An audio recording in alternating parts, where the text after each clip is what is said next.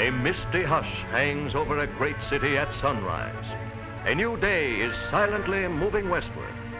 Most of America is still asleep. 5 o'clock in New York, 4 a.m. in Chicago, 3 o'clock in Denver, 2 in San Francisco. But behind the quiet canyon streets, the wheels of our swift-moving civilization are turning. They never stop their endless turning. Day and night, the flow of goods and commodities must go on, night and day, for this is the bloodstream of our national life. From 30 miles away, from across the river, from 100 miles in the valley, from the railroad yards, from the docks, from 200 miles across the mountains, 300 miles, 500 miles, from the Middle West, the South, and the North, singing wheels that serve America, goods and commodities from all over America. For the city must live, the city must eat and be clothed, must work and play, and great, unending, infinitely varied are the needs of the city. The city takes, but the city also has much to give in return. A set of dishes for the farmer's wife, machine tools for a garage in the valley, magazines and rayon panties, washing machines and candy, tractor parts and fancy shoes, teething rings and cameras, singing wheels that serve America, a vital free enterprise at work, a great industry working to keep those wheels turning, an industry that speaks its own language. Hoist them off, Neil. Come on, hoist. Heave the anchor on that double bottom. Push him up, monkey. Let's roll. Balloon freight, moving out. Button her up. Here's a hot one. Boss her in. Okay, hotshot. Put her to bed. Okay, take it away. We roll on the singing wheels that serve America, a tremendous fast exchange of goods and commodities, rolling on purposeful wheels. 30 miles away, 100 miles across the mountains, most of America is still asleep, but the trucks are rolling. All day they roll, and all night. America can't wait. You want what you want when you want it. So the trucks are rolling. Rollin' trucker, keep rolling along. Rollin' trucker, to a rolling song. Milk for the babies, silk for the ladies, fuel for the furnace, wool for the mill, beans and potatoes, corn and tomatoes. Rollin' trucker, keep rolling along. Remember the days of the Pony Express. Remember the days of yore. Oh, the deer-shaven mug and the crinoline dress and the old-fashioned country store.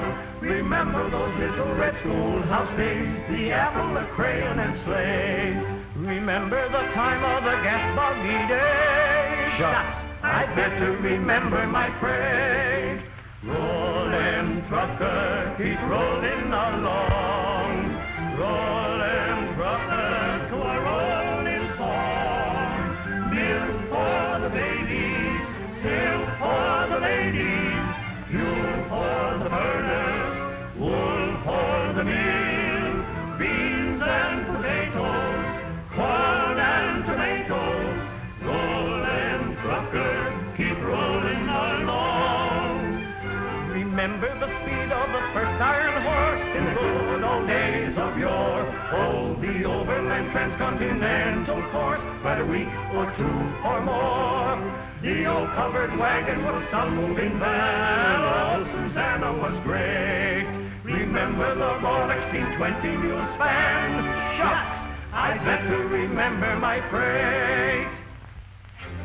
Down from the dairyland, gallons of milk, pasteurized, certified, and rushed to the city, sealed and delivered and ready for breakfast. Fuel for your engines, your cars, and your factories. Up from the sawmill, lumber for houses, girders for buildings, bridges and railroads, hay, feed, and grain for cattle and horses, ham on the hoof, and eggs by the million. Furniture and breakfast food, circus tents and peanuts, garden truck and radio, silk socks and concrete, things to eat and things to wear, things you want for work and play. Modern America won't wait. You want these things today. Upon the unfailing service of singing wheels is built the highest standard of living ever seen by the human race.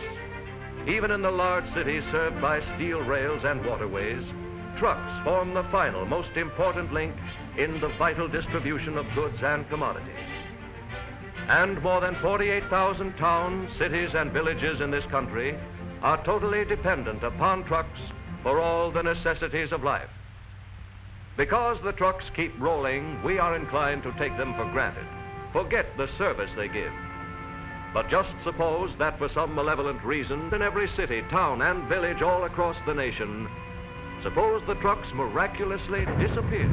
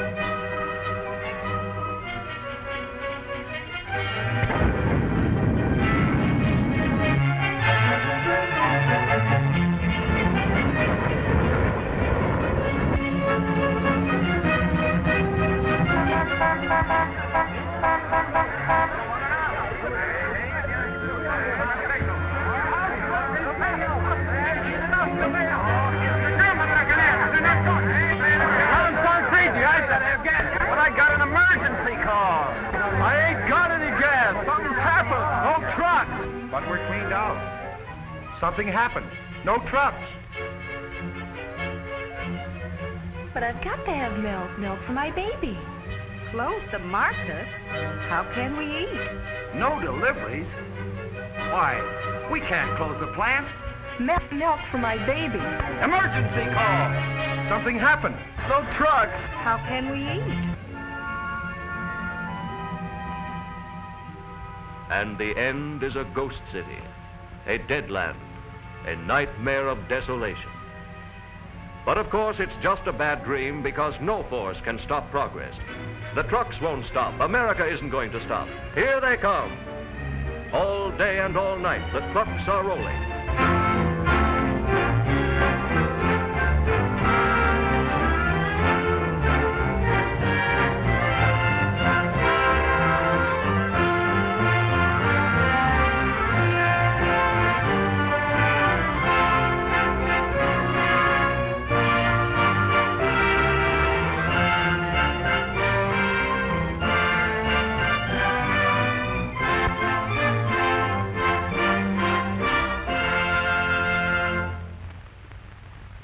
How many are 4 million people?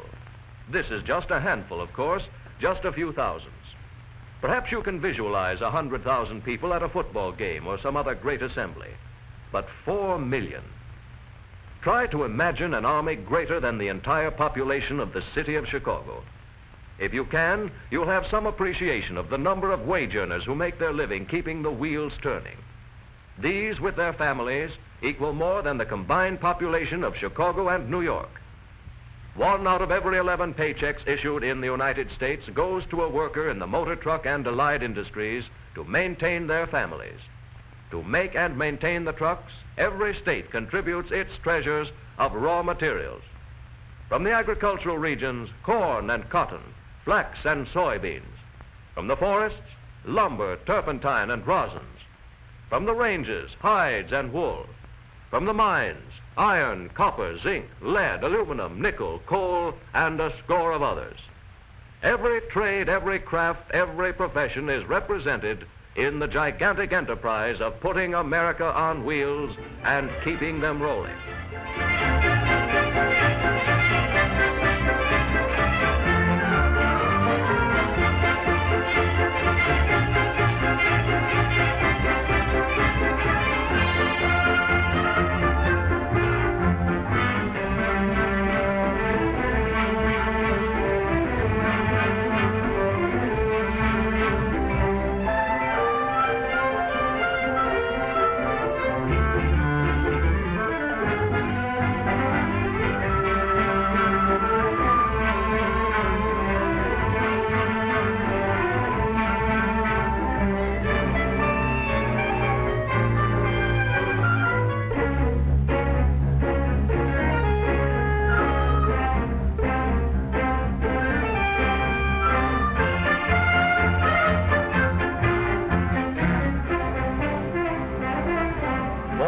500,000 trucks to serve America. Who owns them? Who operates them? 1/4 of all motor trucks in the United States are on farms. And because the farmer has motor power to speed his products to market, you and I live better at lower cost than any other people anywhere.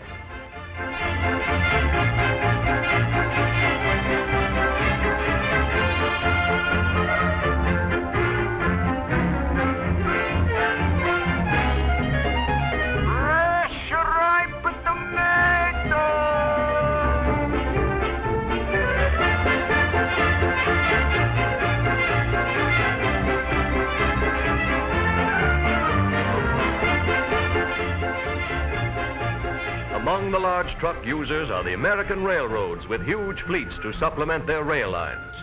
Because of trucks, freight is collected and assembled at shipping points, and merchandise that would otherwise be congested in the terminals is quickly distributed. Better service at less cost. Now we can look at these singing wheels through new eyes and understand them better. Singing wheels, better service, better living at lower cost to everybody. They clean our streets, deliver our parcels, speed the mail, transport our children to school, protect the trees. Trucks carry the load in every step of the interesting metamorphosis from trees to mile-long rolls of newsprint ready to feed to the presses, and the news of the day delivered to the newsstand or your own door. Some of them live a life of thrills and excitement, protecting property, adding speed and power to the long arm of law enforcement, bringing swift relief in time of emergency in our complex modern civilization. Some spend their lives in back alleys, patient drudges without glamour but very necessary. On great construction projects, brawny giants move with ponderous, powerful dignity, carrying tremendous loads easily and dependably, helping to build huge bridges and dams, bringing life to once barren waste, laying the foundation for some towering metropolitan skyscraper or a modest cottage. Our modern civilization depends upon the great network of highways lacing America into one great community. And trucks built the highways, the smooth ribbons of concrete, the super express motorways, and the rural byways, making neighbors of cities and towns and villages once widely separated. A vast network of travel arteries for everybody's use, for everybody's profit, built and maintained by the singing wheel. Summer and winter, these arteries must remain open. So again, the trucks go to work, clearing the highways. The wheels must roll, goods and commodities must go through. In building our great highways, in maintaining them and keeping them open the year round, trucks bear the burden. And in paying the cost of our vast arterial system, trucks also bear the burden, far more than their share. A recent report to Congress by Honorable Joseph B. Eastman, former United States Coordinator of Transportation, now Chairman of the Interstate Commerce Commission, proved that during the period from 1921 to 1937, motor vehicles as a whole, including trucks, have more than paid their full share of all highway and street costs. This report showed that the average passenger car paid $26 annually in highway use taxes. The average light truck for hire paid $105. The average medium truck for hire paid $282. The average heavy truck for hire paid $403. The average heavy truck with trailer for hire paid $832. From other statistics, we see that motor trucks represent only about 14% of the total registration of highway users. Yet, trucks pay 27% of all motor vehicle taxes. Let's look at it another way. Today, trucks are paying $350 million annually in registration fees, fuel, and other taxes for the use of the highways, a sum equivalent to all the maintenance costs of our state highways all over the nation.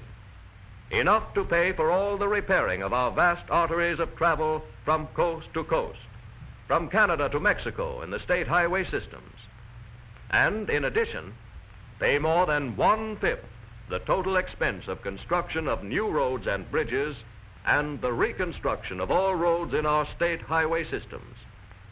Besides all this, and exclusive of their income and Social Security taxes, trucks now contribute each year upward of $200 million to the general expenses of government. Proudly they roll along, and rightly so. They pay their way and more. They comply with all the stringent local, state, and national regulations. They do their job, and well. I want you to meet a good American, a gentleman of the highway, a man who knows his job and does it proudly and well, a representative of hundreds of thousands of expert truck drivers throughout the nation who have been especially qualified and trained for their vital job. So every driver trained as these men have been has had to pass a physical examination as rigid as the medical examination given for life insurance. Mentally and physically, he must be qualified to meet the exacting standards of this new industry. Proof of his continued fitness must be on file at all times at his headquarters. More than that, he must know all the safety regulations. What's the maximum number of hours you can drive? 10. If another load was waiting, could you go right out again? No, sir, not until I'd had 8 hours rest. That's right. When may you pick up hitchhikers? Oh, never. Suppose there had been an accident. Somebody was hurt. Well, that's different. In case of an emergency, or a flood, or an earthquake, or whatever, all rules are suspended until the people or the property or whatever it is are safe. That the law? Yes, it's in the Interstate Commerce Commission regulations. But on top of that, we've got company rules that go still further. I've got a first aid kit in my cab, and I know how to use it, too. How about individuals in trouble? You ever help them out? Sure, why not? We're all running on the same road. I help you tonight. Tomorrow night, you may help me. For instance? Well, a couple of nights ago, I was sailing along. I was pretty well ahead of the ticket, the schedule, that is, and I was taking it easy, when I see a flashlight blinking at me from the side of the road. I figured someone in trouble was flagging me down. Sure enough, down the road a ways, I find this fancy big sedan. He'd been sticking his foot in a carburetor, I guess, driving pretty fast, that is, and straightened out a turn. Brakes weren't too good, I guess. So there he was, so I just heaved him a line and tried not to laugh at what his wife was telling him about his driving. Nothing to it. I pulled him back on the road and saved him a long walk and a long wait. And it didn't take me 5 minutes, but it'll be 5 years before he forgets what his wife told him, if she ever quit. What are the rules that regulate your driving? Well, outside of the local and state regulations, there's the interstate regulations. Do you know them? I'd better, or else. Every motor carrier and his employees concerned with the transportation of persons or property by any motor vehicle shall comply with the following regulations and be conversant therewith. And you better know them, that's all. All of them? Try and catch me. How often is your truck inspected? Before and after every trip, that is, in respect to the condition of the trailer connections and things like that. And, of course, there's a regular inspection of the whole driving mechanism, steering, brakes, lights, signals, the whole shooting match. Do you have any part in that? Sure, look. After every trip, I fill out one of these reports covering everything about the handling and performance of my truck. And do you actually do it? Why not? It means easier driving for me. And does your employer pay attention to this report? Sure, it's just good business. Keep your truck in tip-top shape, you get better service out of it, maintain schedules, and save money. Spend $1 today on maintenance, save $10 tomorrow on repairs. Just one more question. How does the operating condition of your truck compare with that of the average passenger car you meet on the road? Well, let's just skip that one. I don't want to rub it in. There is your modern knight of the road, proud of his job, with a record of which he may well be proud. And just as these singing wheels may be depended upon to make possible for every one of us a better life, so may they be depended upon to provide the lightning mobility of defense for our national life. In the troubled world of today, our thoughts turn to national defense, because in an emergency, time and mobility are just as vital to defense as striking power. The old system of forced marches of foot troops is now as obsolete as the old-fashioned musket. The infantry that spends its energy plodding down the road has little left for fighting. Picturesque cavalry with all its jiggling equipment is thrilling to see, but not nearly fast enough to keep pace with modern tactics. Today, in a fraction of the time that once was required to get the old-style division started, the new triangular divisions are moving, underway. With this new motorized efficiency, the trucks bear all the burdens. In the motorized army, everybody, everything rides. And these great carriers have unlimited cross-country ability. They service all our national defense needs, our Navy, our Army, and aircraft bases. Call it lightning war, call it anything you choose. It is really nothing more than efficient transportation, a science in which we are already expert. With half the trucks of all the world right here in the United States and the experience of building and operating them efficiently, we can be confident that if we must motorize and mechanize our defensive power, no nation in all the world is our equal.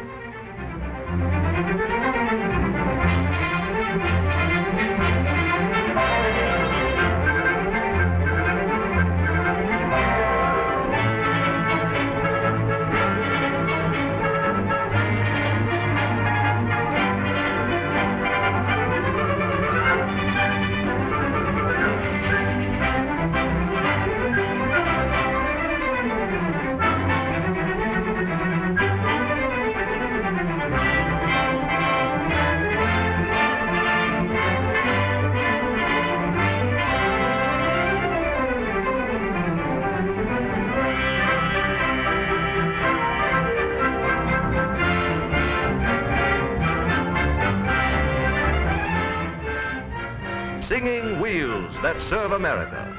A great industry working to keep those wheels turning. Every trade, every craft, every profession is represented in the gigantic enterprise of putting America on wheels and keeping them rolling. Keeping them rolling. Serving a greater America. Rollin' trucker, keep rolling along.